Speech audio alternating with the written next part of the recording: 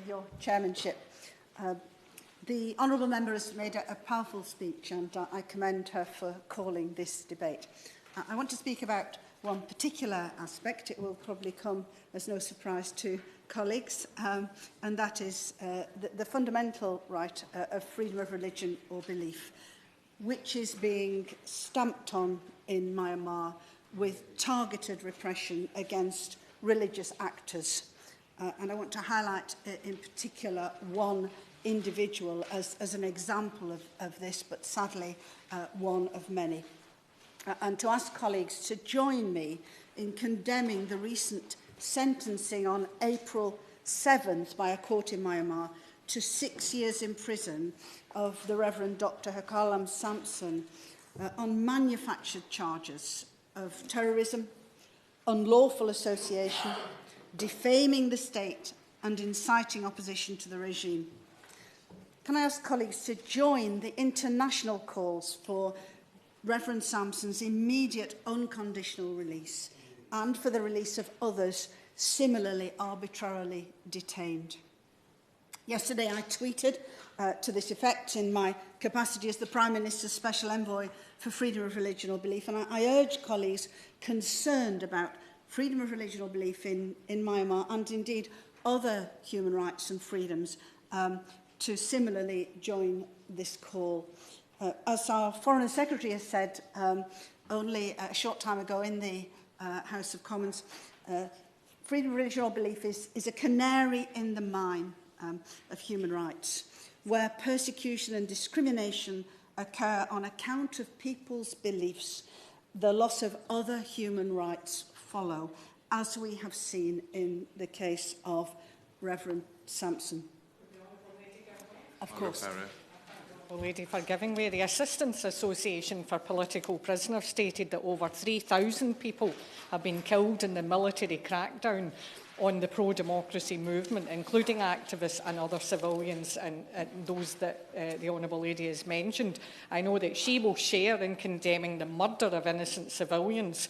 Will she join me in hoping that this will not deter the brave, peaceful activists advocating for democracy? I certainly do, and I'm very pleased that she's given me the opportunity to place on record my profound respect for the people in Myanmar, and many of them are religious leaders who are speaking out against this regime at great personal risk.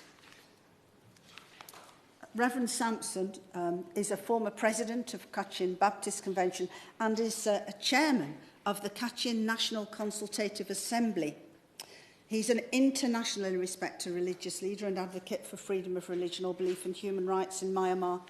He's dedicated his pastoral career to promoting peace efforts for justice and equality for Kachin Christians and for reconciliation and forgiveness, as well as to drug eradication, and has helped facilitate the safe and voluntary return of over 100,000 displaced Kachin to their homes.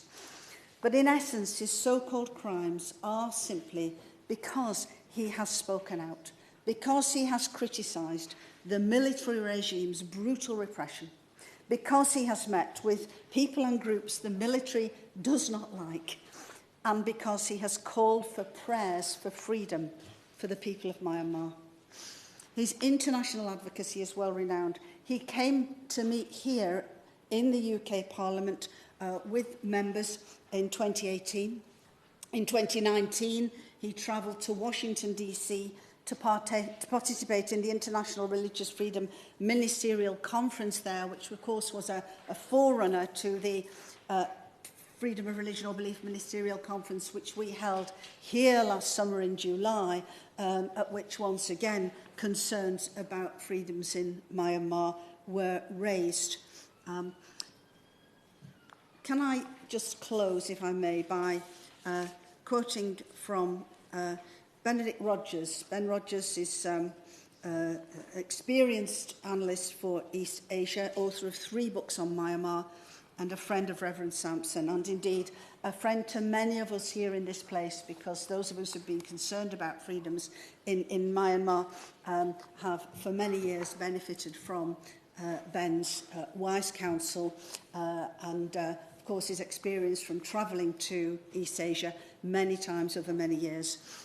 This week, Ben Rogers said this: "This sentence is an outrageous travesty of justice.